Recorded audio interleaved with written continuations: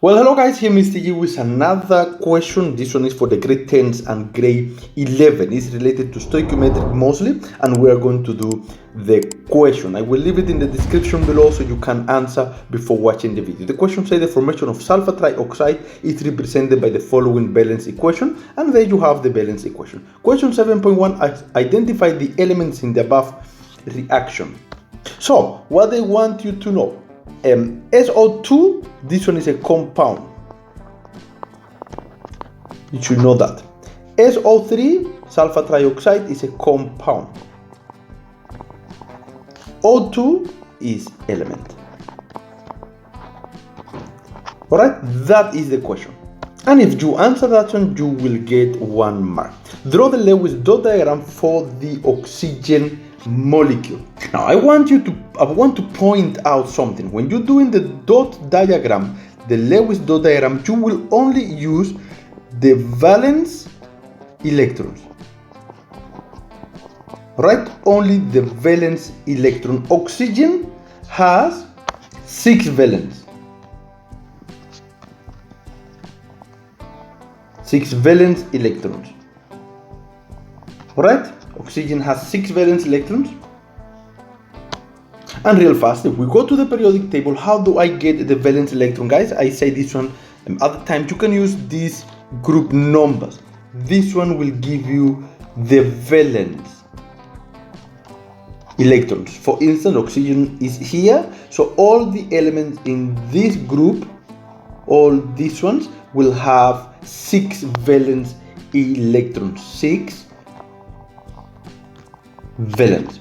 Alright, and so on. You can use each of those numbers to determine the valence electron of that specific group.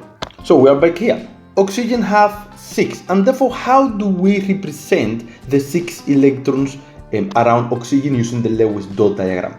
Quite simple. You have oxygen. We have to represent 6 valence electrons. So we're going to count like 1, 2, 3 and 4 in the 4 sides of oxygen. Oxygen is circle, it doesn't have side, but we must imagine that there is a square and we have 4 sides, so we press or place 1 electron in each of those sizes, and then we start pairing. So 1, 2, 3, 4, 5 and 6, which means I have 2 pair electrons called lone pair. These 2 are called lone pair. Let's mark here because this question could be asked in the exam. These are called lone pair. Alright, so we have 2 lone pair and we have 2 single or unpaired electrons. But we have 2 oxygen. If you came back here, we have 2 exactly the same. So we have another one looking like that one. Alright, let's do it on this side. And let's say 1, 2, 3 and 4. I'm going to do it on the other direction. 4, 5 and 6. Same story. It have 2 pair and 2 unpair. So what is going to happen is the 2 oxygen are going to share these unpair electrons. They are going to share those and they will form the covalent bonding there. So those 2 pair electrons will move together. So what will the correct answer be? We have 1 oxygen with another oxygen. These 2 lone pair of 1 oxygen move to this side and the other oxygen move to that side, and then the other lone pair will move away. Remember, same charge repel each other, so this lone pair repel each other. And that one is the Lewis dot diagram for the formation of oxygen. This one here is the covalent bonding. That one there is the covalent bonding. In this case, is double covalent bonding. This one is question 7.2. It's quite important. And this is it. This is it for that part. Guys, note, I'm going a little bit further. I'm trying to go back and explain a little bit more. However, the answer here say draw the Lewis. Okay, there's 1 mark for element. Draw the Lewis dot diagram for oxygen. There's 2 marks for that. And then there is 2 marks for saying that there is 6 valence electrons. and one for sharing two pair for the bonding. There is the other mark. Question 7.3. During the above reaction, 10 grams of oxygen react completely with sulfur dioxide. Calculate the. Okay, so for answer this question, we go to the new page. Let's go back. The question said during the above reaction, 10 grams of oxygen react completely. So we have that the mass of oxygen was 10 grams and reacted. Let's write it here. This is an important data.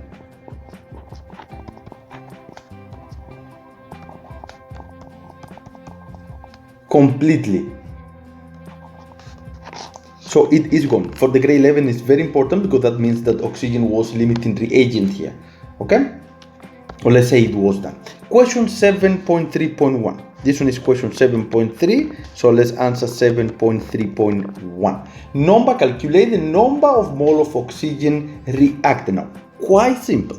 Number of mole is equal to mass divided by molar mass. And here are the formulas. In chemistry, you will have only one table with formulas, and it's about stoichiometric. Here is the formula. So here we go. The mass of oxygen was 10 grams, and the molar mass of oxygen, you go to the periodic table, you look for oxygen.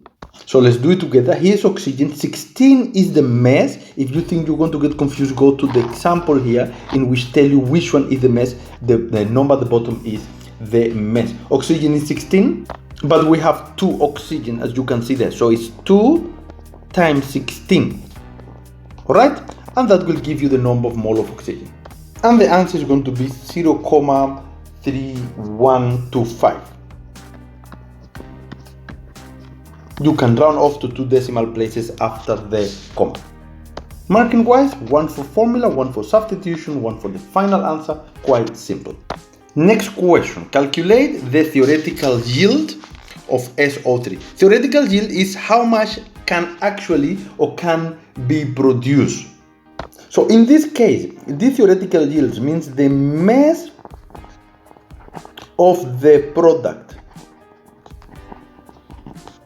How much can it produce? How much sulfur trioxide can be produced? That's all they're asking in this question. So what we are going to do, this is question 7.3.2.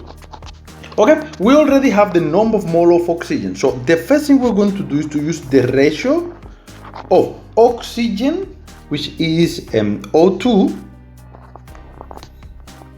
to SO3, because we want to know if we use that amount of oxygen, how much sulfur trioxide can we possibly produce. So let's see, the ratio is 1:2. How do I get the ratio, guys? The numbers at the front.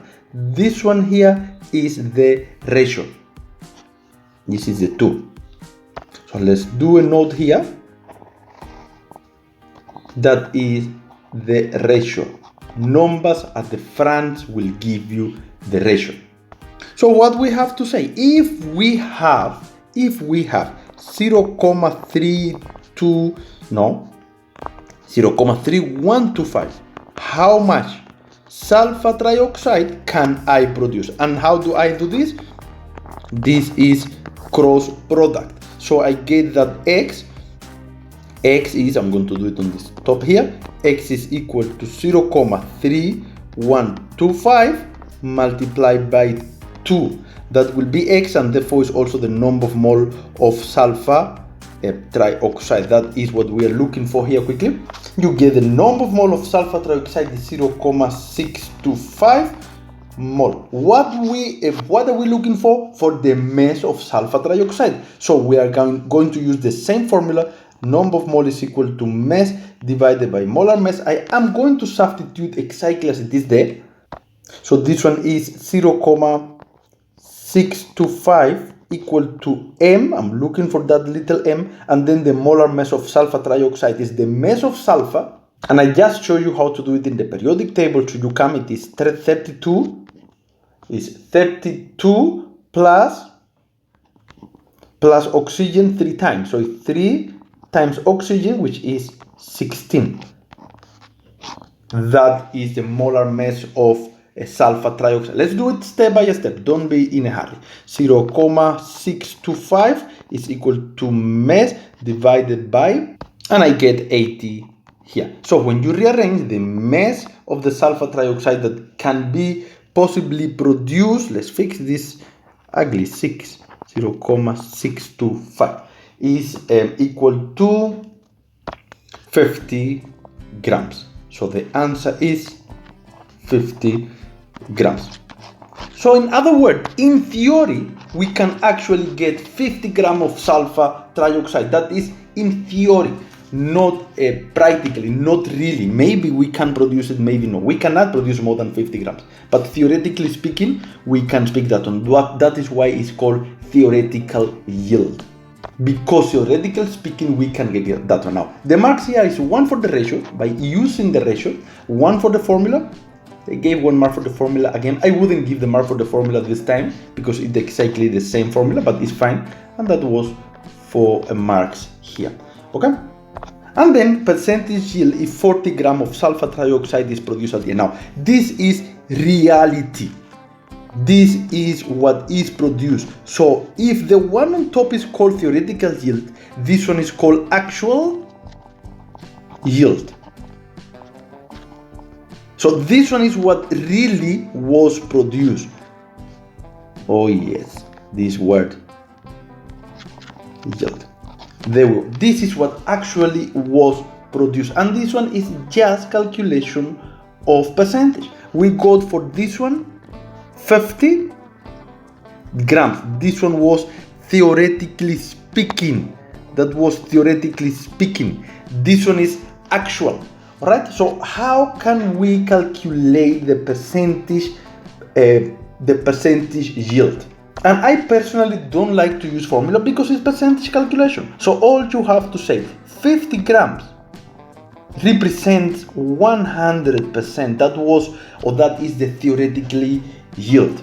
If we actually only produce 40 for any reason, what percentage does it represent? And then I do cross product. And then I do cross product here. And then this will give me that x is equal to 50x is equal to 40 times 100. So x is equal to 40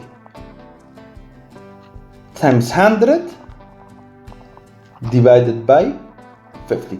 That will give you the percentage. So x is equal to 80%. So 80% is the percentage yield for this specific question. It's a very good question. It's also applicable for the grade 11. This one is grade 10s and grade 11s. All you need to know is the term. You make sure you understand the term. Theoretical yield is what can actually be produced, the maximum you can produce. And the actual yield is what it was produced after the reality, the experiment, or after the work. Okay, so guys, this is the end of the video. I hope it helps. A very good question to practice some stoichiometric as well as some Lewis dot diagram. Thumb up, subscribe for the channel. See you next time. Mr. G here.